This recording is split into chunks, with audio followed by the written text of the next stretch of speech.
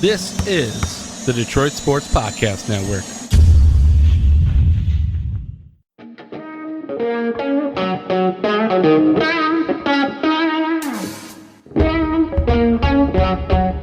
The biggest icon in podcasting.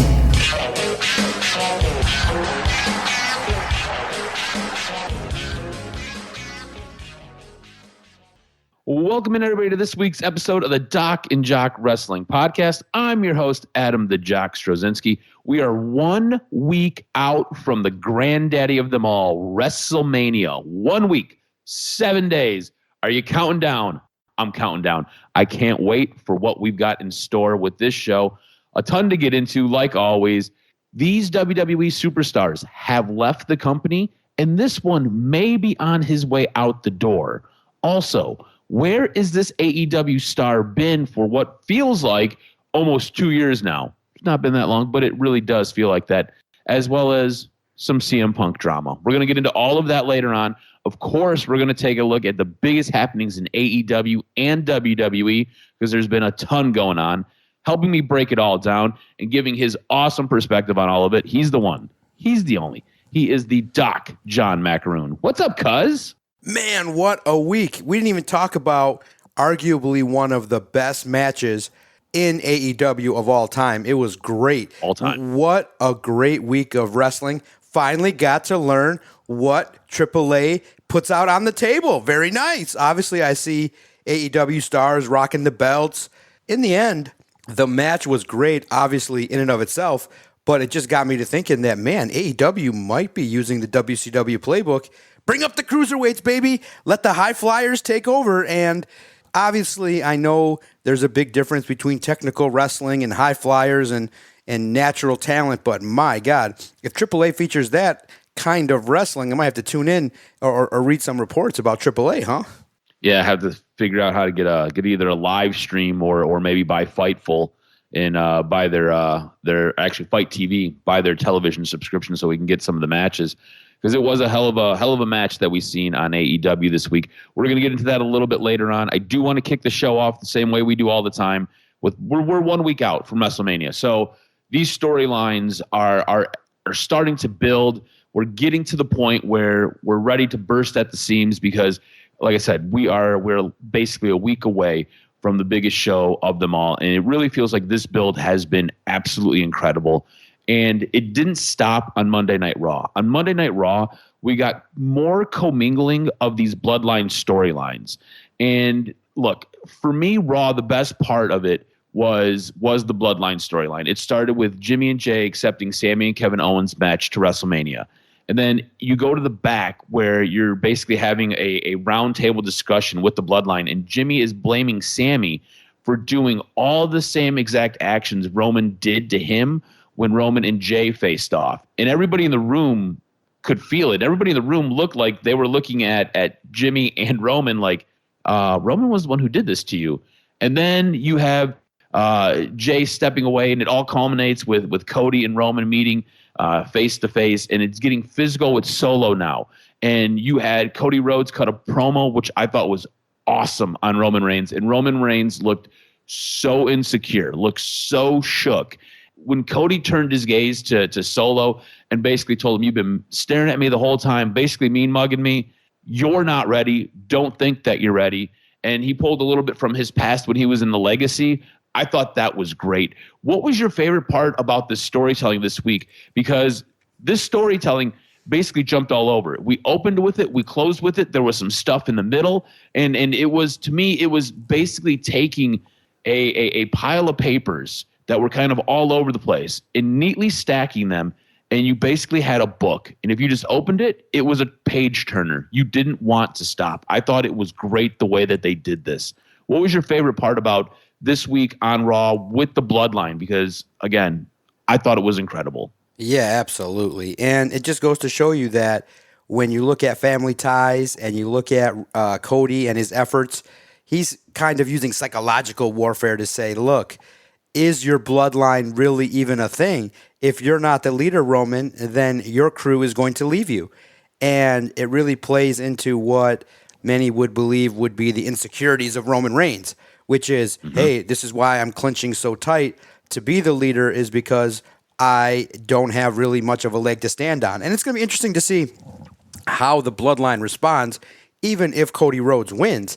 Do they keep going? Do they start to fracture? Is that the case? Do they add members? Do they do different things to try and solidify their position? So it's great. It's great that Cody Rhodes and Sami Zayn and Kevin Owens, they're doing their best to try and chip away at the strength of the bloodline. And that's just the art of storytelling, which is you had this heel group, they had their run, they've tried to take over, they tried to establish their dominance, and now the baby faces, they come back and they're trying to do anything possible, including taking a title away. So that it made it great. And you're establishing seeds potentially for different feuds. Obviously, Solo and Cody are going to mix it up pretty soon, even as soon as this week. And it just lends to more intrigue. Whenever these characters show up on screen, you want to know what's next. And you want to anticipate. You want to explore. Great storytelling. It was awesome. Cody Rhodes, basically with his words, has shown that he can elevate himself not only into the prime time, but into the stratosphere of, he doesn't have to really get physical, even though we'd like to in the world of wrestling. He can build a story just by grabbing a microphone, walking to the ring, and spitting the shit. So it was really good this week. And that's exactly what franchise guys can do. That's what elite wrestlers can do. They don't have to get physical. They can build the whole thing just through storytelling, just by grabbing that microphone and drawing you in and getting you interested. I think what we've seen with how Raw ended, with Roman Reigns looking incredibly insecure, you have issues obviously with Jimmy and Jay. Solo, it seems like there's a little bit of fracturing. If you look online, there were videos that were posted where basically Roman Reigns is scolding Solo Sikoa all the way to the back, and Solo looks upset with Roman for not letting him go after Cody. So you're starting to see some of the fractures in the bloodline. Like, if they weren't there before, they are definitely there now, which has to have you thinking, what's going to happen after WrestleMania? This is one of the first times in a long time I feel like WWE Creative has at least 6, 8, maybe 9, 12 months worth of storylines set up for the bloodline and the members in the bloodline after WrestleMania. A lot of times it feels like WrestleMania basically culminates a story, and then you kind of get this weird stretch kind of leading up to SummerSlam, and that's when the stories kick back up again, is right around SummerSlam. It's like this weird lull. I don't think we're going to get this. I think we're going to have a continuation of this storyline, whether it is the bloodline members basically stepping away from the bloodline and leaving altogether, because that's what I do believe is going to happen. I think once Roman loses his titles to Cody Rhodes, spoiler for next week, I think that the bloodline itself will be incredibly fractured. And I think there's going to be a lot of infighting, and you're going to see guys step away. And this is going to be the dissolving of what has been an incredible story that's taken place for the last 2.5 years. Like, think about this. This is one of the greatest stories WWE has ever told. Yes, I said one of the greatest stories they have ever told. We talk about long-term storytelling and how WWE doesn't do it. Well, when they do it, they do it great. And what we've had an incredible ride for the better part of 2 years, almost 3. I'm going to split the difference and say 2.5 years. It's been awesome. I want to know what you think happens after WrestleMania. We'll say Roman loses the titles. Let's just spitball here. Roman loses the titles to Cody. We'll say Jimmy and Jay lose their belts to Sami and Kevin Owens. And now you've got a bloodline without any titles, without any championships. And I think at some point the fingers start to get pointed and people start to kind of come out of that malaise that Roman has kind of manipulated everybody into. And I think the members do leave, and I think it culminates with Solo Sikoa and Roman Reigns. What do you think takes place? Yeah, it's really good, and it's just so much. You build off Solo Sikoa. You obviously have an opportunity to do the things that you need to do to elevate stars. Whatever it is, I think, you're hearing whispers maybe about Roman and how much commitment he's going to have. So I want to see what that looks like. But moving forward, I just think you continue it. I mean, it's great. I think that you have rematches. You mix in Kevin Owens, and obviously, I think you just keep it going. I mean, you believe in the opportunities to move forward. I want to see how Jimmy and Jay could handle potentially a loss. I want to see Solo. Basically, I want to see Solo elevate himself into title pictures, continuing feuds, and maybe just add a member too. Maybe you bring up a member that maybe we haven't heard of or is under the radar. And I just can't wait to see it, man. It could go in so many different directions, but the blessing is it can be something that's going to be great moving forward for the company. Basically, 2023, you can build it off for the rest of the year with this.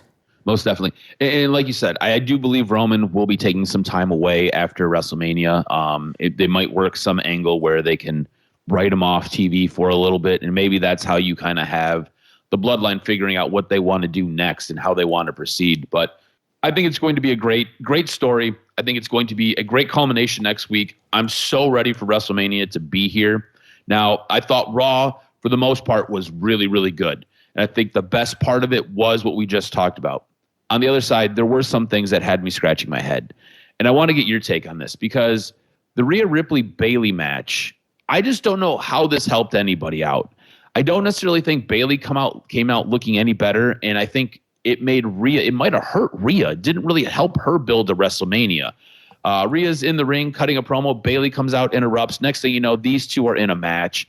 And I thought Rhea initially looked incredibly strong. You're like, yeah, that is the woman who is going on to WrestleMania to fight for the women's SmackDown Championship. She looks incredibly strong right now. And Bayley's got this trios or this tag team match where Damage Control is taking on Becky Lynch and Lita, and they're somehow working in Trish Stratus. Bayley ends up taking control of this match at a certain point, and Rhea ends up needing Becky Lynch and Lita for a distraction to help her win. Like, to me, it just didn't do anything good for anybody. Like, Rhea was very dominant early on, then she lost the domination, and she ended up needing the help from the tag team champs with a distraction. And for Bayley, you end up taking another loss. You were dominated early. You basically needed the Damage Control Goon Squad on the outside to help get control of the match again. So it doesn't make you look incredibly smart and doesn't make you look incredibly strong. Did you think that WWE possibly hurt both of these women on their way to WrestleMania? Look, I don't want to be pejorative here, but in the end, the women are doing their thing, but it's not at the level. See, here's the problem. When you have something so great like the Bloodline, the rest has to kind of step it up to keep your attention. Otherwise, it just becomes filler. I'm just not that interested because I'm more interested, obviously, in Rhea and Charlotte. And so what happens on Raw is you just need these women to do something. So you're planting seeds. I just look at the matches and see how they're going, how they're progressing, and that's fine. But is it at the level where I'm like, oh, Damage Control is really interesting? No. Rhea is establishing herself as a person who wants to be feared. I get it. But I just think that Bayley, maybe I'm wrong, but I don't want to come off as a know-it-all, but I just think that Bayley has hurt herself with Damage Control. I just don't like what she's doing. I think she's better suited as a singles competitor, as the ultimate heel, not seeing what Damage Control is about. They lost the title going into WrestleMania. I'm not into it. I'm not into what Bayley and the rest of the women completely outside of Rhea Ripley are doing. And look, Liv Morgan's taking a step back. I'm interested in Natalya for reasons away from the ring. So it's just not doing what I need. And then, like I said, Charlotte gets the microphone on SmackDown, and it's the same gimmicky promo that she's done for a decade. It's not doing much. Rhea is the most unique because she's different. She's in a faction. She's getting into the ring with men. So it's just unusual that it doesn't seem like all tides rise together. It just seems like one character is emerging above the rest, and it's just not intriguing enough. I don't know if it's just my perspective or I'm just highly interested more in the men, but the women aren't doing it for me to the point where it's not relevant. It's not sticking to the same degree. And I think, right, obviously Bianca Belair is great, but unfortunately Asuka's not really, she's popular, but not believable that she could win the title. So that's where we're at. Yeah, and look, I think that's the other thing that I wanted to highlight that I thought was kind of piss poor. You have this build for this other women's match in WWE. You have the build for the Raw Women's Championship. And where has that been? Like, what has been the one thing that's been like the underlying story here? Like, why is Asuka challenging Bianca? For the longest time, they were part of a weird thrown together tag team where they work together. And now you've got Asuka taking on Bianca. These two haven't got physical up until this week. It's been a little bit wonky. Again, as great as Asuka is in the ring, Asuka can't build a match on the microphone. It's just a lot of screaming. Bianca can do it, but I don't really think you've allowed Bianca to do that. This build has just been incredibly weird. You end up slapping these two in a tag team together, and they go on, they win their tag team match, but in the end you have Asuka attack Bianca. All right, cool. That's your physical nature, and now that's going to get you built to WrestleMania. It really feels like it's been completely secondary, maybe even thirdary, of a thought for creative on how to get this match built. It's just kind of been one of those things that is way, way on the back burner.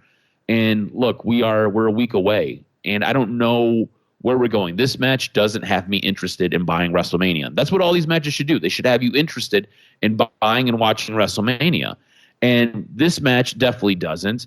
I don't feel like they did a good enough job with Rhea this week. I feel like they've kind of hurt her and kind of stagnated where she was going. And look, she's been doing a great job. And you're right.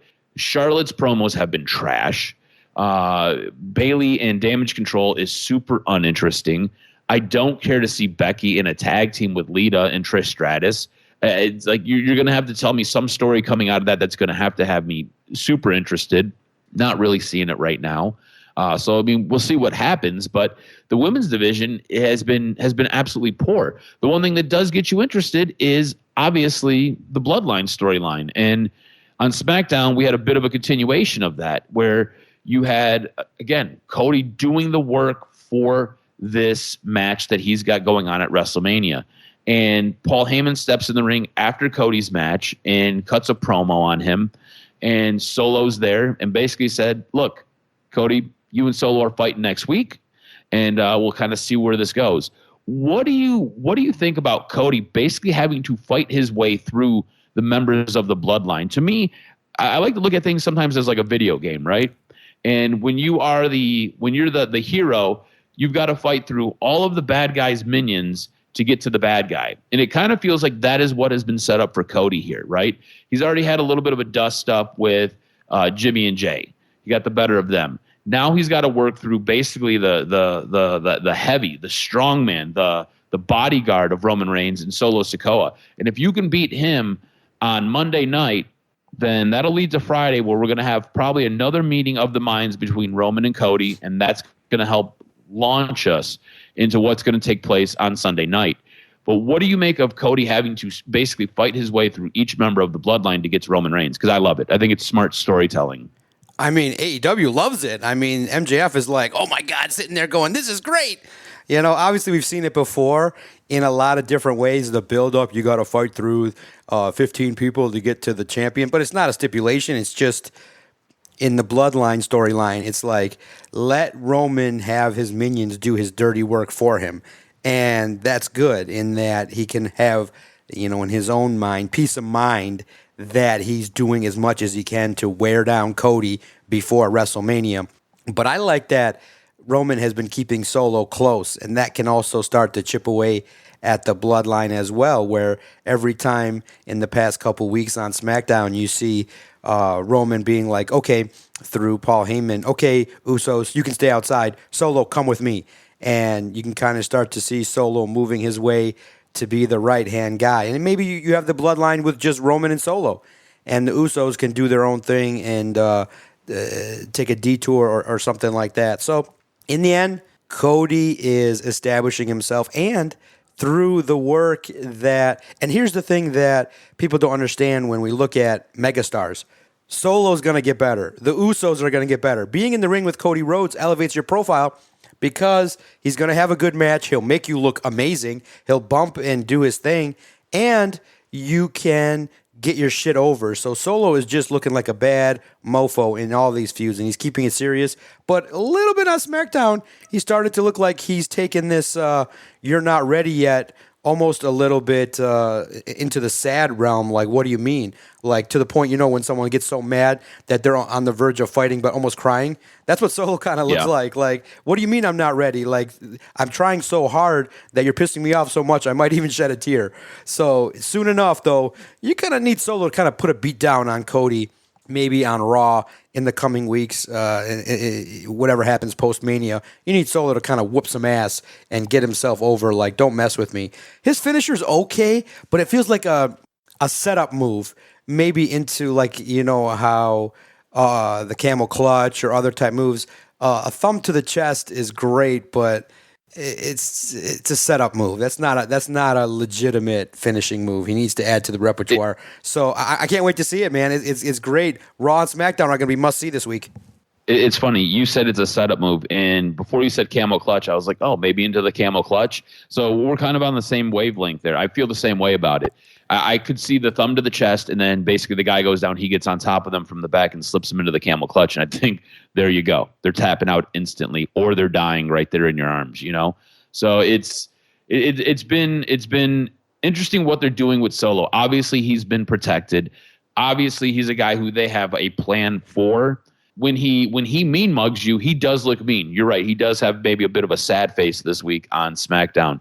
What did you think about the KO show, where they basically used it to introduce new merch, and you got Wrestlemania basically coming at you on this new T-shirt?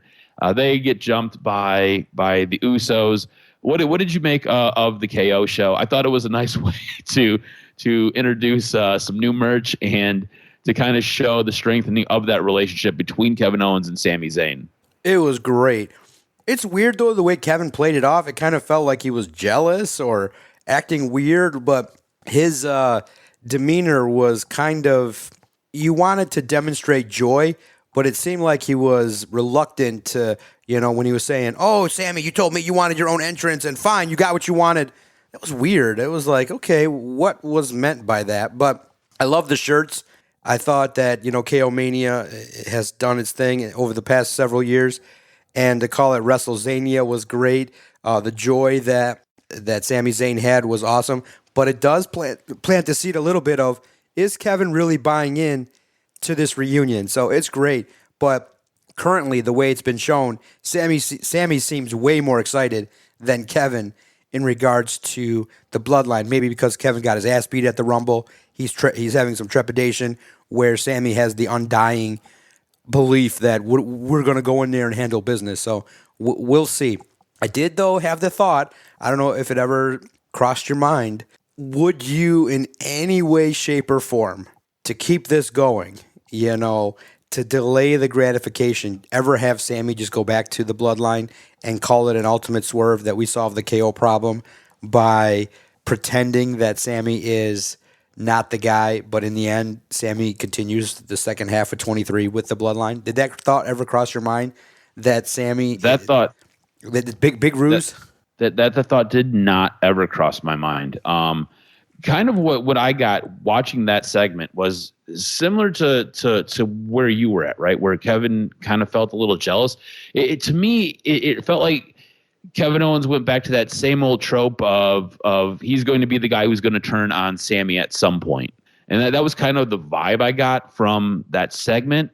And I don't want to see that again. I don't know how I'm going to want this relationship to end. They're going to have to do something interesting. And what you're talking about would be incredibly interesting.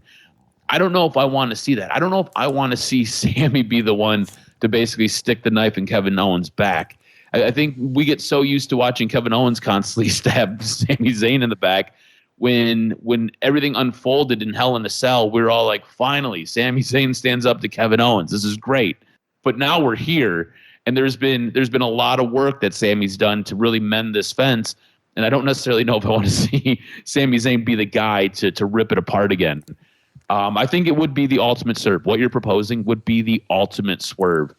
And it would be interesting, and it would make for interesting storytelling. I don't know how they end up finishing this and how they end up ending whatever this is. Yeah, but you write it out. I think that maybe if you just naturally end it where Kevin and Sammy go their separate ways, or Sammy, as a tag team, they lose it to a team, and they go on to have different kind of matches for the Intercontinental title and U.S. title and doing different type of things, always in their corner. And you don't have them formally split. You just, whatever happens, whoever the next team is, you continue to feud. Because it stinks because do you have them shine as a tag team for the next year? Because both of them are equally individual stars. And it's kind of weird because typically it ends up being tag teams, then moving on to individual success. Now, do you just kind of blend it? Because it seems like you're putting a little bit of a cap on Sami Zayn where his run could be special, but it's going to be very critical as to how they use both of them moving forward to get to Kevin Owens' main event status. Sami Zayn, main event status. They're over. And a tag team run is great, but then where does that go? How does the biggest question that you put out there, which is really good, what will be the way in which Sami and Kevin go their separate ways so they can shine? Is it through feuds with Cody? Is it taking on another common cause in the WWE? We shall see. It's going to be great to see. Hey, anticipation. That's one of the keys to success to build a wrestling company. And here's the thing, though. You touched on it. They've already capped Sami Zayn. They've already basically told you where Sami Zayn's at. They're talking about what's going to main event night one at WrestleMania. I think we want it to be Kevin Owens, Sami Zayn versus the Usos. I think you and I both believe that has been one of the most interesting stories this year. That deserves to be a main event. They're not going to do that. They're going to give you Rhea Ripley versus Charlotte as your main event of night one because, and look, not trying to put this any sort of way, but the thought is a woman has to main event WrestleMania night one because the women didn't get a shot to do it last year. Well, if the women aren't performing and the women aren't the most interesting story, I don't feel like you should be main eventing. And Charlotte hasn't done shit for this build. Charlotte has actually been a bit of a hindrance with it. Rhea's done a great job, I feel, in building this whole thing. And I really feel like with the whole Rhea Charlotte story, they could have tapped into what really took place with Rhea Ripley, how basically her losing her championship damaged her psyche, how it damaged where she was at. And for probably about 6-8 months, she was just kind of like a piece of string in the wind. She just was flapping and going everywhere. Didn't necessarily know what direction she had. She felt completely devalued, underutilized, and it was a real big step back for her. It took her a minute to really figure out where she needed to go. They've not played into that at all, and I don't necessarily like that. I feel like that'd be some of that realism, some of that truth that really draws you into a story. All that being said, I think Rhea has done a fantastic job basically doing promos with a cardboard box because that is what you've gotten from Charlotte Flair. It's been horrible. I don't feel like they deserve night one. WWE is telling you where they feel where do they feel Sami Zayn is. He's not a main event guy. He's an upper mid-card dude. He will probably be, they'll title it the co-main event, so it means he'll probably go on second to last, and the crowd's going to be super hot, and then you're going to have this match for Rhea and Charlotte, and the build's not going to be there. Again, we talk about pacing on a card, and I think they're going to totally misplay this, and it's going to be mispaced, and it'll be unfortunate is what it'll be. It's a little bit frustrating because you've seen the meteoric rise of Sami Zayn. You gave him a little bit of rope, and he said, watch what I can do. And he spun you a beautiful web, and he drew you in, and now WWE is like, that's really cool, but you need to get back in your place. And your place is here in the mid-card. Thanks a lot. Go be mid. And that's unfortunate, and that sucks. And that's kind of what WWE is going to do with them. And look, don't know how they're going to break those guys up. I think you're right, though. We ride it out. We see what happens. And maybe it's just an amicable parting of the ways. They lose their belts, and look, you don't have to have anybody stab each other in the back. You just say, hey, it was a good run. I'm going to go this way. You're going to go that way. And if you need something, I got you, and vice versa. And like that could be interesting. That could be a really good story because you can always come back to it later on. So we'll see what ends up happening. Was there anything from WWE that we didn't cover that really struck and basically grabbed your attention, or did we kind of touch on everything? We did. Obviously, I think Gunther and what's going to happen with him will be spectacular. I think that the build at WrestleMania has been great. The women, can do a little bit more, but we'll see as to how they progress moving forward. Not really a big fan of the tag team matches. We'll see if they can do a lot to build up the matches and see what it's about, because it just kind of seems like top-heavy championship matches and then a lot of filler. So this week in WWE has to be used to build more intrigue into some of these matches. Otherwise, it's going to be, watch a match, get up, blog, tweet, get up, take a break, piss break, then wait for the big stuff. And you don't want that. You want to build a lot of intrigue throughout all the matches. So it's going to be a fun week. Force me to buy your pay-per-view. Force me to buy a subscription to NBC so I can watch your pay-per-view. Force me to want to spend the extra money to get it commercial-free. Force me to do that. If you're doing that, then you're doing the right thing. All right, let's transition over to AEW. Speaking of WWE, we have a couple guys who are continuing to tease possibly going to WWE. So FTR challenged the Guns, and they offered to quit AEW. I've got a bit of a nugget from the news and notes that we're going to work in right now. And basically this was Dak doing what Dak does. Previously reported that FTR had signed a long-term contract with AEW. Well, it seems like that may not be true. And look, Dax Harwood may be just working us because he is a master salesman. They might not have actually signed anything. I can't believe that Tony Khan would put these guys in a main event spot to win the tag team championships if these guys didn't sign, or why you would bring them back for what would essentially be 35 days. But things are weird. Things sometimes work out the way they work out. I'm not sure. But Dax Hardwood recently stated on his podcast that FTR's AEW contracts expire in April, and he hopes that the fans can respect his and Cash Wheeler's decision, saying, I just hope that ultimately all wrestling fans can respect the decision that we make, that we have made, because it's going to benefit us. This week on his podcast, he did nothing but talk about Triple H. He posted this thing on Twitter. He's like, the man, the mentor, my guy, just basically putting Triple H over and how close he was to Triple H, and a lot of pictures with Triple H. Again, leaning into possibly FTR going back to WWE. I want to get your perspective on where you think FTR is headed. Are they staying with AEW? Is a contract already done and they're just working us? Or do you think that there is some legitimate teeth here and FTR does go back to WWE? Because, look, the way everything was reported a couple weeks ago when FTR showed back up, the deal was done. And they are staying, and it is a long-term deal. Sounded like it was 3 to 4 years. Now, we didn't have any of the details of it, and we still haven't had any of the details of it. And now you come back this week, and you've got a quit AEW stipulation in the mix for a tag team match. And Dax on his podcast and on their social medias are really leaning heavily into this narrative that they're headed back to WWE. It's very vague with some of the speech, and you look at some of the stuff that he has done in the past, and we've talked about it over the course of the last couple of podcasts, the little nuggets that he's kind of dropped. Do you think that that FTR stays in AEW, or do you think they head back to WWE, or do you think they just go indie? Like, there's another option out here.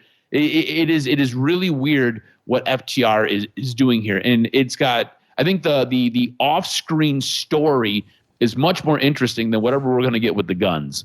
So how do you think this kind of plays out? Yeah, no, I think they stay in AEW. I think if they can convince Tony to write good stories, they can be profiled. Look, I mean, what in WWE? I mean, here's the challenge. They could see the hole in the tag team division and say, wow, we could feud with the Usos. We could be the next team that could feud with Kevin and Sammy. Would that intrigue them? Absolutely, that would be something that would intrigue them. But here's the thing. Outside of that, who else do they wrestle? Do you want to see FTR against the Viking Raiders? Not really. It would be basically a 3-team division. The Usos, Kevin and Sammy, and FTR. What are you going to do? Just have them fight each other in singles matches for the next year? In any of those combinations? No. I think that AEW has the clear, distinct advantage in the tag team division. And I think by hearing them say, hey, loser must leave, it's perfect. FTR wins clearly what's going to happen. They're going to defeat the Ass Boys, who are just transitional champions. Nobody's going to care if they lose after a week. And now FTR can sit at the perch. They can fight the Young Bucks. They can fight the Ass Boys. They can fight, all the up and coming tag teams and the Acclaimed. You can have a bunch of feuds that will take place in a great manner. So the best opportunity is for them to stay with AEW. Now, if they want to go with the money and they want to go with the hype that WWE would give, yes, those 3 matches would be great, but that would be about it. Long term, I think AEW is going to invest in tag teams, and you can have a lot of good feuds moving forward. So they stay in AEW in my mind. Yeah, I think the deal is already done. I think we're just all getting worked here. Again, I can't see how Tony Khan would put these guys in a match, or why he would even bother bringing them back for 30-some days just to basically do a job with the guns. So I think that they stay in AEW, but I do think what he is doing, the narrative that he is driving, is incredibly interesting. So we're just going to have to wait and see how this all kind of plays out. Now, what we got for a main event on Dynamite was absolutely incredible. Last week we talked about how we didn't know who Vikingo was. Well, you do now. And I think the world knows who Vikingo is now. This was the best match, and I'm going to say the best match AEW has put on in probably their history. I think we've had some really great stories, but as far as matches go, something that just burns the entire house down, I don't know if we've had a match like this ever on AEW. This was 20 minutes of nonstop action. Kenny Omega didn't even get into the ring yet, and Vikingo was throwing himself through and over ropes at him. This was incredible. So there's a lot going on here. One, we had this incredible match between this superstar from AAA going against Kenny Omega in arguably match of the year so far. I know we're only 3 months in, but this is arguably going to be match of the year. This was absolutely incredible. If you did not get a chance to see it, you need to go find it. You need to watch it. It's 20 minutes, and it's going to be a great 20 minutes of your life. On top of all of that, the way this match ended, obviously Kenny Omega won because he's an AEW wrestler. And in an AEW ring, if you are from an outside organization, Tony Khan is not having you pin his wrestler. Just the way it goes. There's a formula, guys. Go watch.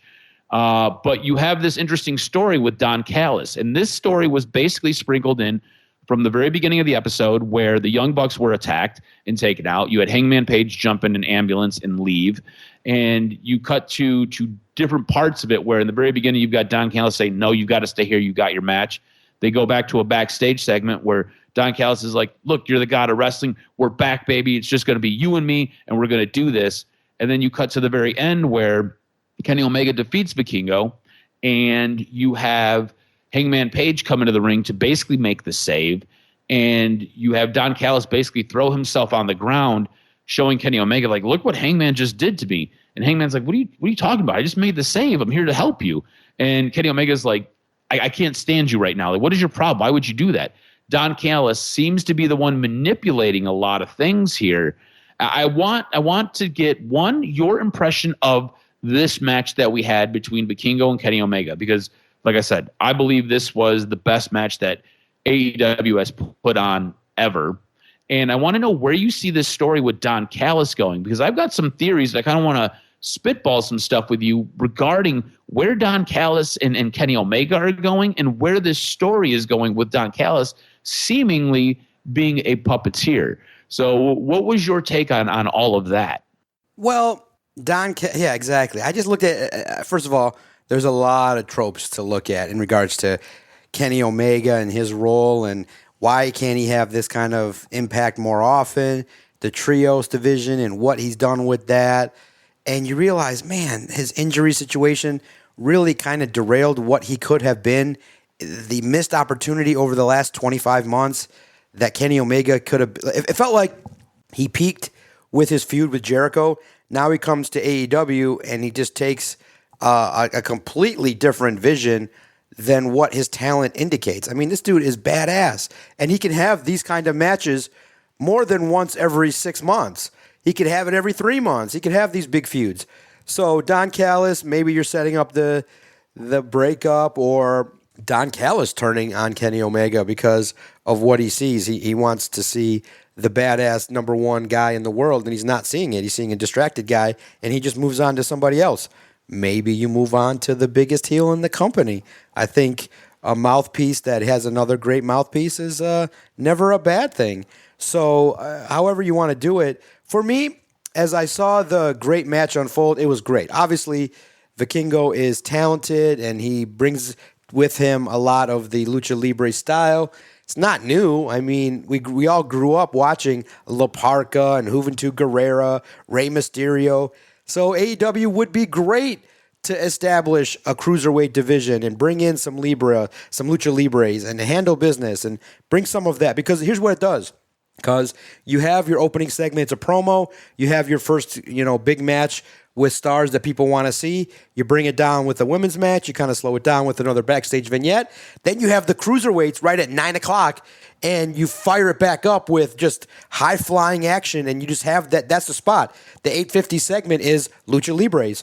And now you get this spot fest that everybody loves. And then the second half of the show is the Moxleys and the psychology and the storytelling that you want to evolve. That's all you got to do. I mean, it's not new. It's the secret. It's the WCW formula that got them. I was going to say the WCW formula. Is that what we're doing? Absolutely. Why not? People like it. Tony likes it. We all liked what we saw from the performance. It was great. I mean, first of all, and then to bring it back to specifically what this performer did.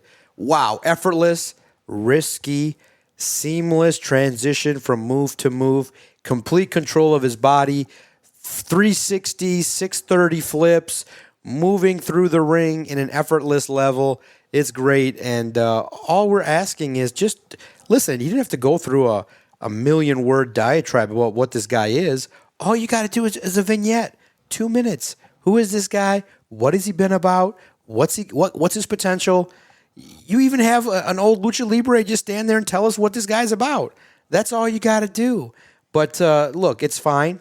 And here's the bigger picture. Look, eventually speaking, anybody can Google him and find out. But hardcore fans are hardcore fans. They're going to embrace it. We're talking about on a mass appeal level. Yes, that match probably would draw in more fans. But wouldn't you think that if AEW released highlights of a match that was similar to that, where we're like, dude, we're bringing in a guy that does 630 moves, dangerous in the ring, but just flawless. You're going to see the match of the night. Don't miss it. And just flash highlights all on social media. You don't think that you would have drawn in maybe another 100,000 casual viewers? I think so. So that's the thing. We're talking about bring in the casual viewers so that you can grow your company. Look, you and I both agree AEW fans tend to be smart fans, right? And I think they lean into that, which is fine. Like, know your audience, right? That is fine. But what you have to do when you have new wrestlers, you need to promote them. You need to somehow tell the average fan who they are. You never know who is watching. You have new fans all the time. You have people, new viewers watching all the time. This is why in radio they do resets. They basically reintroduce the topic because you have new people tuning in all the time. You've got new people taking in your product all the time. And you just are like, hey, we're having Vikingo come in. Well, who the hell is Vikingo? Like, who is this guy? And you could do something as simple as what ECW used to do, right? The week before, like we used to watch ECW on what, WDAL, channel 38. Yep. That was like, it was on at like 1 or 2 in the morning. But what they would do is they would run a highlight package of a wrestler that they were having on next week. So you're like, oh man, I got to make sure I stay up and I got to make sure I watch this, or I got to set my VCR up and I've got to record it to VHS. Like, that's all you have to do. Get somebody interested. Like, I remember seeing highlights and promos for Chris Jericho going on to ECW, and I was like, oh my God, who's this guy? Chris Jericho. I've got to watch this. Eddie Guerrero, same thing. And like you would make time and figure out a way to stay up when you were a small child to watch this because these guys were awesome. AEW doesn't do that. Like when they introduced Taya Valkyrie, I knew Taya Valkyrie was going to be there. I'm sure you knew Taya Valkyrie was going to be there because the internet was talking about it. We know who Taya Valkyrie is. The average, the casual viewer does not. The new viewer has no idea. I had to take 5 minutes and explain who Taya Valkyrie was to my girlfriend. She's a new wrestling viewer. She is now engrossed in this world. She doesn't have the knowledge like you and I have because she's learning it as she goes along here. You have these new viewers, new fans, new whatever all the time. AEW needs to do a better job of promoting what it has. It has great wrestling and great wrestlers, and you've got an awesome relationship with AAA. You have an awesome relationship with New Japan. You got to realize people don't necessarily know who these guys in New Japan are. You got to realize people don't necessarily know who these guys from AAA are. All they are, most of them are spoon-fed WWE content and whatever you're giving us. And honestly, let's be honest here. Sometimes what we're getting from AEW, at least recently, hasn't been very good. It really feels like Tony Khan is taking quite a few swings at the plate, and he's striking out a little bit with some of the stuff that he's doing. Now, he hit a home run with this match. This match was great. And I think there's an interesting story here with Don Callis, who I feel like Don Callis is a puppeteer. I think Don Callis is the one who is setting the Bullet Club or setting the Blackpool Combat Club up. I think he is the one who is controlling things. He also has a working deal with Takeshita right now. Don't be surprised if Takeshita gets put into the group with the Blackpool Combat Club, and don't be surprised if Don Callis ends up taking over as the mouthpiece for the Blackpool Combat Club because he's trying to drive this wedge through Kenny Omega and the Elite. He's trying to force this as well as he's trying to keep Hangman Page on the outside. I think Don Callis is the mastermind here, and he wants basically it to be him and Kenny Omega going back to the way it used to be, going back to being the belt collector. And I think what you're seeing is you've got Don Callis basically setting things up, and at some point he's going to end up running as the mouthpiece for the Blackpool Combat Club. Takeshita gets worked into the Blackpool Combat Club because we have no idea what's going on with Bryan Danielson. And I think you'll have Hangman Page, you'll have Kenny Omega, you'll have the Elite. I think they'll end up squaring off with the members of the Blackpool Combat Club, which will now consist of Jon Moxley, Wheeler Yuta, Cesaro, or Claudio Castagnoli, and Takeshita. And I think that would be an interesting match. I think that would be an interesting fight. But AEW, this whole thing, this whole outrage that we had last week, it was all AEW's fault because they don't do a good enough job of promoting who they're having on their show. Bring all these people in from all over the world, and they do great things. We have not a clue sometimes who the hell they are or where they're coming from.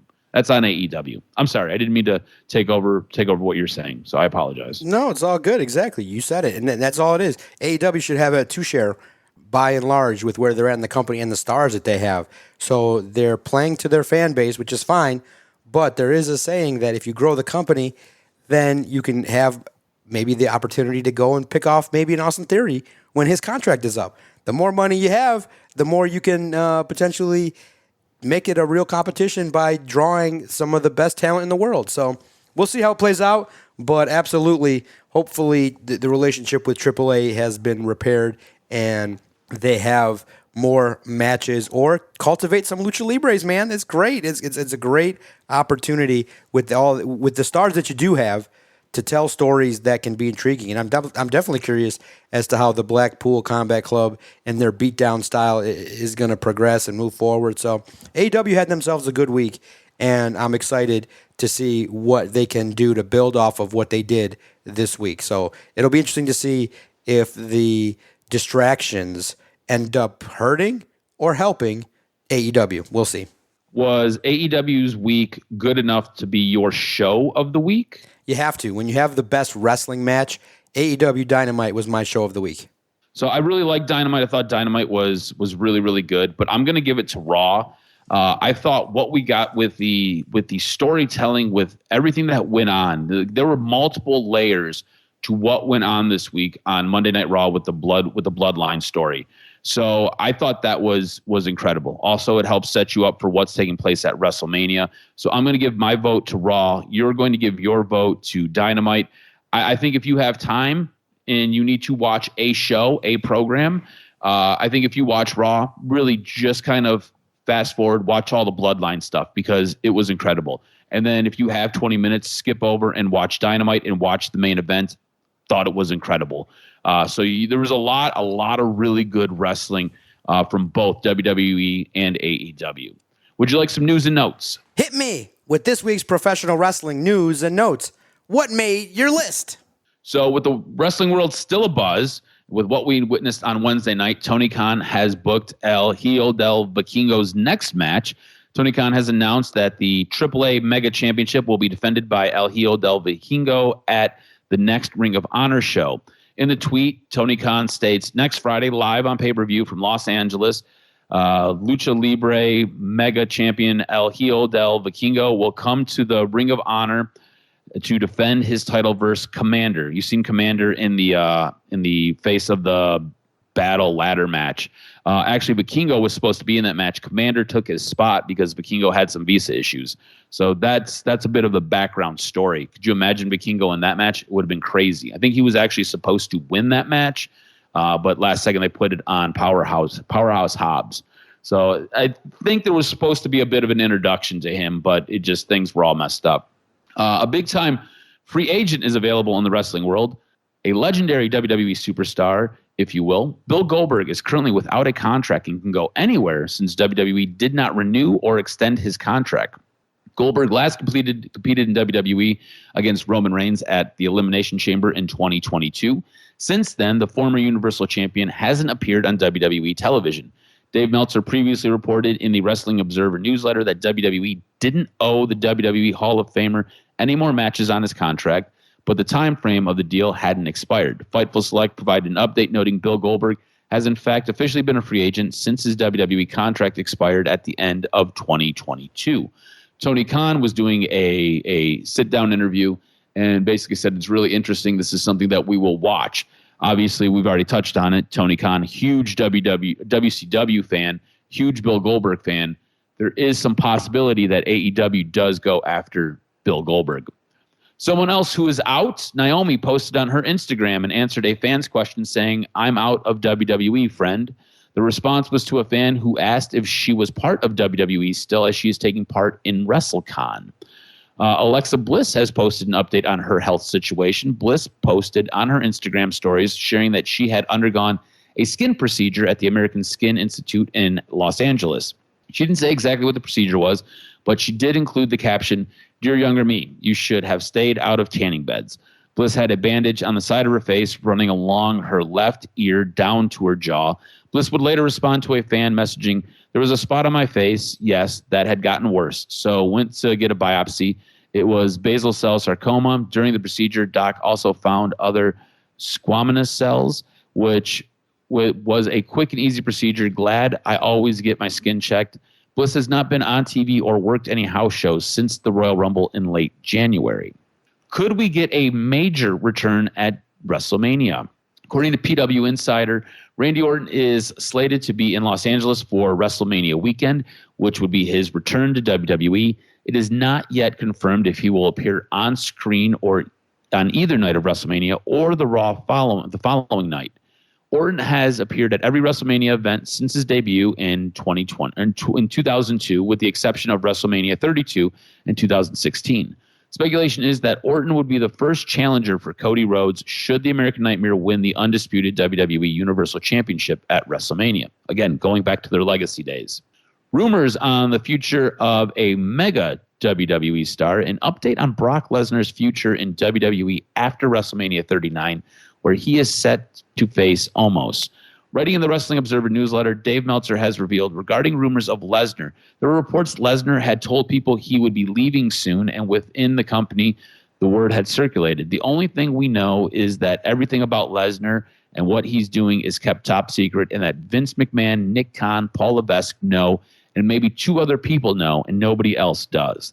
The last time Lesnar left for an extended period was when he put over Drew McIntyre as big and as clean as he possibly could. So if there was a finish similar to that, that would be the MO. So we'll have to see if Omos gets the victory here. I don't know if that's the case. I don't know if Omos deserves it. For one WWE star leaving to another one that has gone missing, one of the hottest acts about 2 years can only be found on a milk carton lately. Where has Miro gone, and is he done in AEW? Dave Meltzer has provided further clarity on Miro's situation, writing in Wrestling Observer's newsletter, stating Fightful reported Miro and his wife CJ, Lana, have been in Bulgaria for a month. Tony Khan has pitched, and I had pitched an idea for him in September for Full Gear. One thing he turned down was losing a battle royal where he and Adam Page would have been the last two. Khan said that after the pay-per-view, they tried to get back, and obviously his name hasn't been mentioned since. He has about 3 years left on his contract. Meltzer had previously reported that the ideas were presented to Miro in September to run through to Full Gear, but he wasn't down with them. Miro had, by contrast, stated that he was doing everything that he can and was waiting for the opportunity to make his in-ring return. He recently revealed that he is providing his voice for an HBO Max animated short film. So Miro's nowhere in the States. Don't know when he's coming back, if he's coming back. Going back to WrestleMania, we've got some rumors for the Bobby Lashley match, which now include him possibly working with LA Knight. This makes sense as WWE wants to start a push for Knight, and Lashley needs an opponent since Bray Wyatt is dealing with a personal health issue. That is how it's being phrased this week. Bray Wyatt has a personal health issue. Bray Wyatt is a very messy wrestler to deal with. And I don't know if this is him throwing a bit of a tantrum due to creative. I don't know if he's actually hurt. I don't know if this is maybe a mental health issue. I'm not really sure what this is, but it is really hard to do storylines with Bray Wyatt when these things happen. And now we've got some CM Punk stuff we got to get into. And you want to talk about guys who are crybabies. Let's get into this. CM Punk has a lot to say about some people in AEW. CM Punk has blasted Tony Khan, Chris Jericho, and more AEW stars in a now-deleted Instagram post. On Thursday, Dave Meltzer took to the Wrestling Observer message board sharing information regarding the booking of CM Punk and Jon Moxley's match heading into last year's All Out pay-per-view. Meltzer wrote, "Do you know why they didn't advertise Punk versus Moxley longer and why it had a short build? Because Punk agreed to it, and then AEW got a legal letter saying he wasn't down with it and wasn't doing it, and they didn't know if he'd come until Tony put his foot down. There are a lot of nice things I can say about him, and you can absolutely argue his position on Moxley was correct, but you can't argue he's willing to do what was asked in that scenario." In response, Punk took to Instagram stories to respond to Meltzer's claim, blasting the company, Tony Khan, Chris Jericho, and more in a post that was quickly deleted. The post read, "Sigh. I wasn't cleared to come back to wrestle yet. The plan was to wrestle at the pay-per-view. I sat and listened to Moxley's Rocky 3 idea. I explained how I never seen a Rocky movie," which I don't understand how you've never seen a Rocky movie. They're like some of the greatest movies you've ever witnessed. And the idea stuck, but it was the boss wanted to do it, whatever. He said he wouldn't lose to me. I've never experienced someone refusing to lose to me. I just laughed. I asked Tony if this is what he wanted. He said yes. He's the boss, so I said, okay, but I need to be cleared first. They kept saying it could just be a squash. I didn't need to be cleared. I scoffed at that. My health is more important.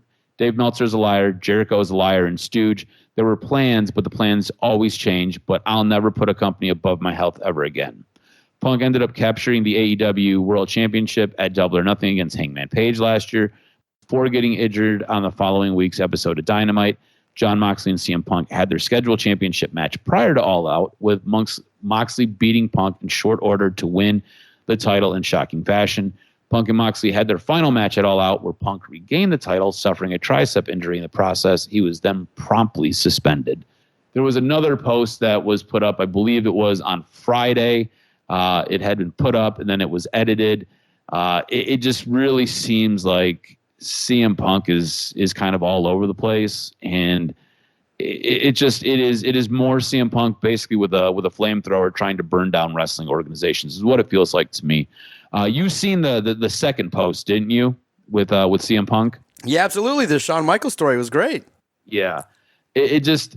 What's your take on CM Punk at this point? Like, I feel like he is, for as good as he is, right, and for everything he brings, he is a complete mental case that you have to have somebody there to deal with and basically try to control, because he is tough, man. He can ruin a wrestling organization and ruin a locker room if allowed to just basically be left alone at his own devices. What's your take on CM Punk right now? It's a sideshow. It's a distraction. I wish it was happening in the ring. Unfortunately, his run didn't even last a year. So unfortunately, he's using his platform to get it attention. He knows how to do it. Just get back to AEW and handle your business, man. I hope they can figure out a way to do it in the ring.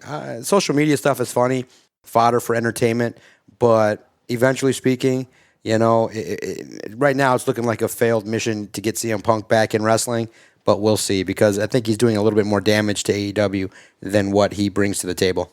Yeah, I agree with you 100%, man. It's just I don't know if it's necessarily necessary, if that makes sense. I don't see what the value is. There's like no worth to what he's doing or what he's trying to do.